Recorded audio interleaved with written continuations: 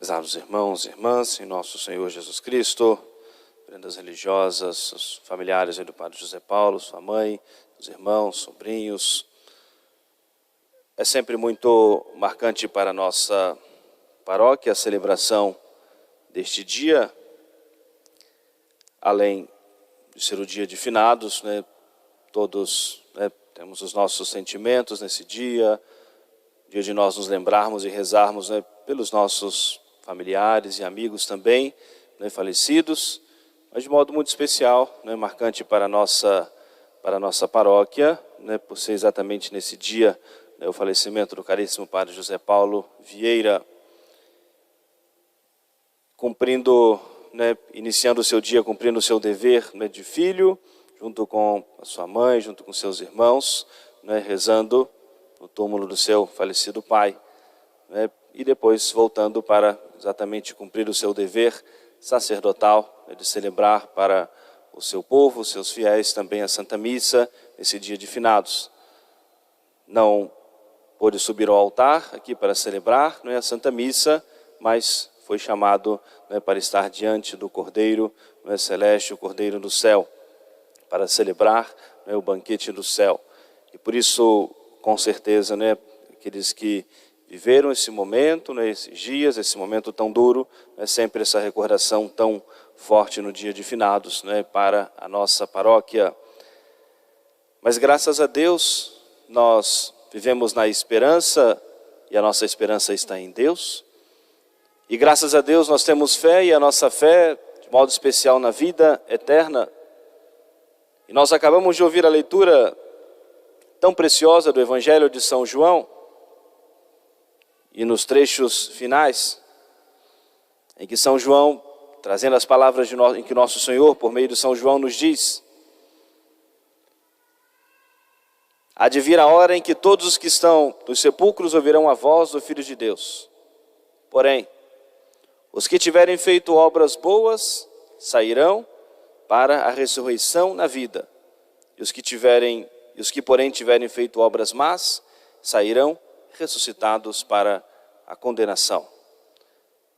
E por isso que é gratificante também nós ouvirmos a palavra de Deus, para que cresça e se fortaleça em nós a fé, a esperança na vida eterna.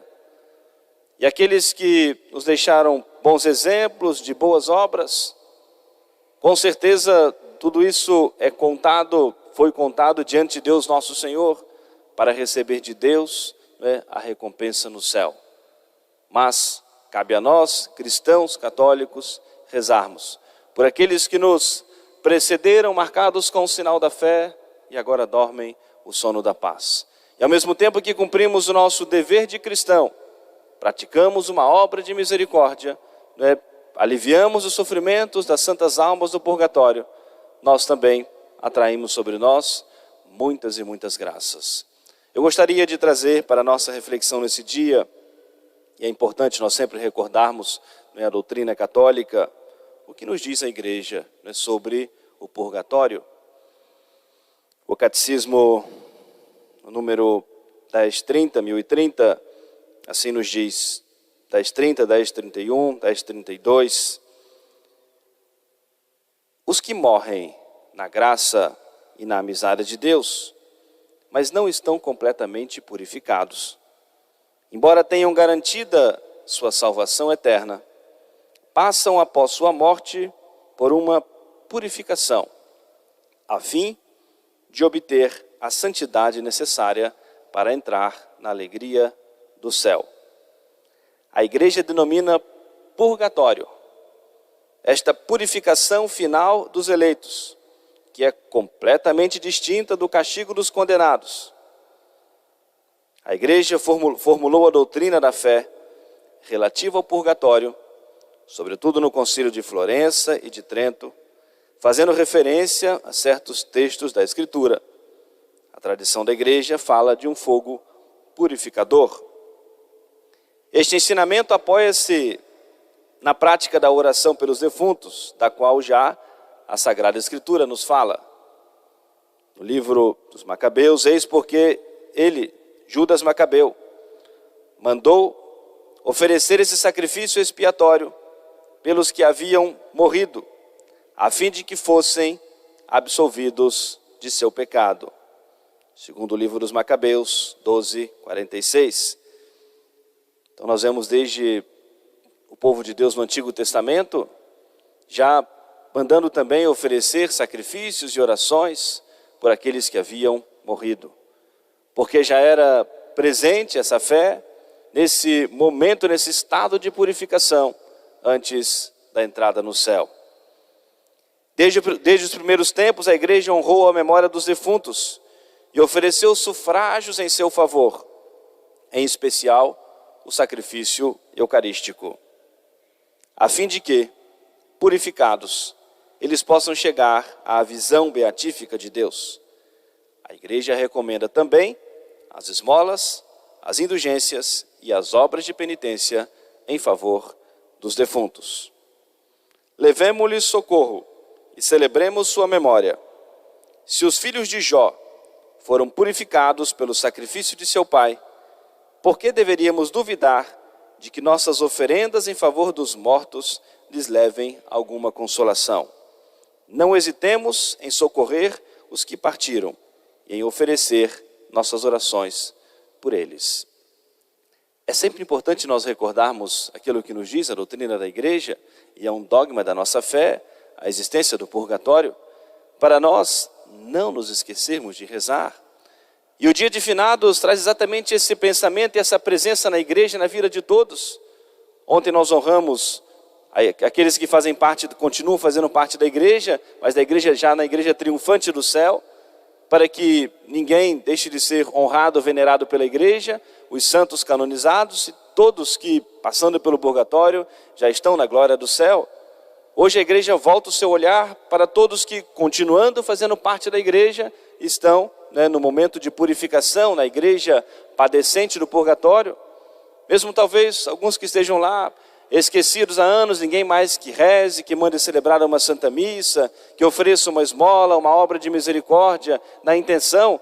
A igreja hoje reza por todas as santas almas do purgatório e convida os seus filhos, o seu povo, para oferecer, para trabalhar, para ganhar as indulgências, para levar as almas do purgatório para o céu. Por isso a indulgência desses dias, agora do mês de novembro até o dia 8, é para as santas almas do purgatório. Nós praticamos a obra, nós rezamos, comungamos, visitamos o cemitério, rezamos pelos fiéis defuntos, pelas intenções do Santo Padre o Papa, para que as almas do purgatório recebam a indulgência e possam, o quanto antes, ir para o céu. Serão purificados de todas as penas devidas pelos seus pecados. Por isso a igreja hoje reza por todas as santas almas do purgatório. E convida a nós, que fazemos parte da igreja militante, que estamos ainda na nossa luta, no nosso combate, para um dia nós também alcançarmos o céu. A oração da igreja é por aqueles que nos precederam, marcados com o sinal da fé. Mas a instrução da igreja é para nós. E por isso que nós devemos sempre olhar com um senso de muita seriedade e responsabilidade. Ao mesmo tempo, por aqueles que nós julgamos que morreram bem, na graça de Deus, cumprindo o seu dever, mas cabe a nós trazermos a reflexão para nós, porque a morte não segue uma lógica.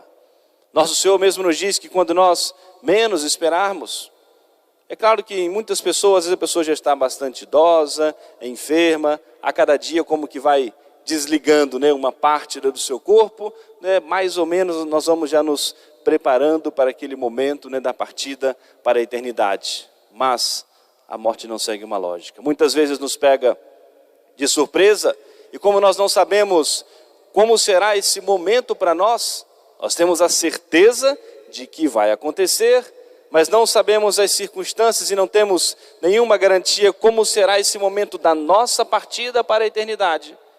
A igreja traz a instrução e a formação para nós, para que nós olhemos com esse senso de muita responsabilidade, de muita seriedade, para nós também prepararmos a nossa alma e andarmos sempre preparados, para que quando nosso Senhor vier nos chamar, nós estejamos prontos para celebrarmos com Ele o encontro no céu. Por isso que é tão importante. O Papa Emérito Bento XVI, quando nos escreveu a encíclica sobre a esperança, ele faz menção exatamente disso, disse: não cabe né, na vida do cristão, não há espaço para o desespero, e a morte na vida do cristão não pode ser, ou seja, não podemos jamais olhar como uma destruição, uma derrota, como algo desastroso na vida, mas é aquilo que nós, desde a infância, aprendemos ainda na nossa preparação para a primeira comunhão, o fim para o qual nós fomos criados, para nós conhecermos, amarmos e servirmos a Deus neste mundo, para depois sermos felizes para sempre no céu.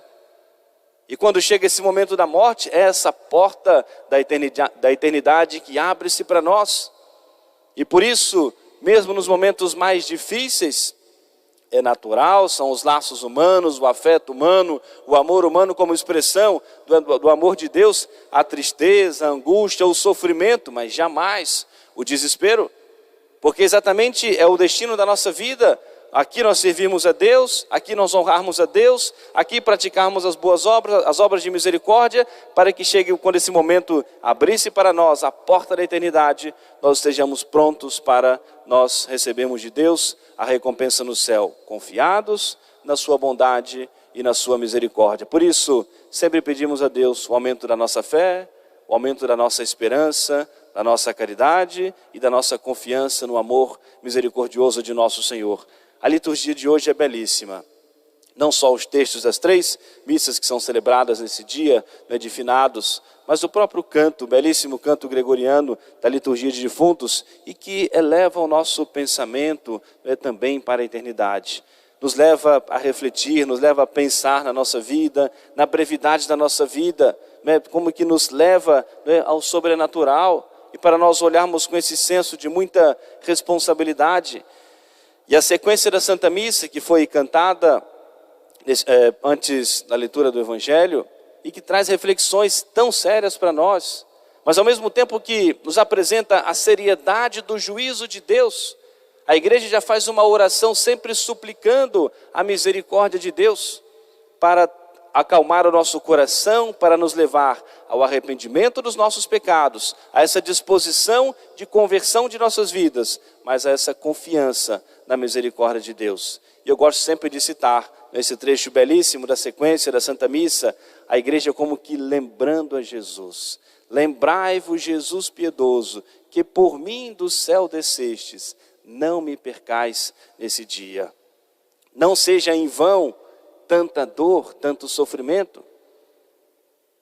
A igreja vai lembrando a nosso Senhor, assim como Ele perdoou a Maria Madalena, que Ele perdoou também ao bom ladrão, que também nos deu o perdão, que olhe para nós com misericórdia, com compaixão. A igreja, conhecendo a nossa fragilidade, a nossa fraqueza, e para nos motivar ao arrependimento, à contrição, à conversão, mas ao mesmo tempo para nos motivar à esperança, à confiança em nosso Senhor. A igreja assim se coloca nessa condição de oração, pedindo, suplicando a misericórdia de Deus nosso Senhor, para que olhe para nós com compaixão. E para nós concluirmos a nossa reflexão, o prefácio da Santa Missa de hoje, que nos lembra também essas verdades tão importantes. Aqui, aqueles que morrem no Senhor, a vida não é destruída, mas ela é transformada. E nós devemos sempre pensar com seriedade na vida eterna, para nós pautarmos a nossa vida pela nossa fé, e para nós pensarmos, eu preciso ter também a minha vida transformada, não destruída. O que vai adiantar? Conquistar, ganhar o mundo inteiro, se no fim de tudo nós perdermos a nossa alma. É tão breve. Comparado com a eternidade, é apenas um pouco de tempo que Deus nosso Senhor permite na nossa vida, para depois nós nos apresentarmos a Ele para toda a eternidade. Portanto, prezados irmãos e irmãs, vamos nós hoje, com muita piedade, fé, confiança em nosso Senhor, rezarmos pela alma do Padre José Paulo, pelas almas dos nossos entes queridos, pelas santas almas do purgatório, e ao mesmo tempo suplicarmos a intercessão de Nossa Senhora, do poderoso São Miguel, que a igreja coloca na liturgia de hoje, nos apresenta aquele que também retira as almas do purgatório, Nossa Senhora do Carmo, que é trazida também pela doutrina da igreja, aquela também que vai levar as almas do purgatório para o céu, nós suplicarmos a intercessão de Nossa Senhora, a intercessão do poderoso São Miguel, para que estejam conosco na nossa luta, no nosso combate contra o mal, contra o demônio, contra o pecado, né, para que um dia, ao sermos chamados por nosso Senhor, nós possamos também, né, estar prontos, né, para recebermos de nosso Senhor e ouvirmos de nosso Senhor essas palavras que nós devemos ter a esperança e pedirmos sempre a Deus para nós podermos um dia ouvir: vinde, benditos de meu Pai, para o reino que vos está preparado desde toda a eternidade. Amém. Louvado seja nosso Senhor Jesus Cristo. Louvado.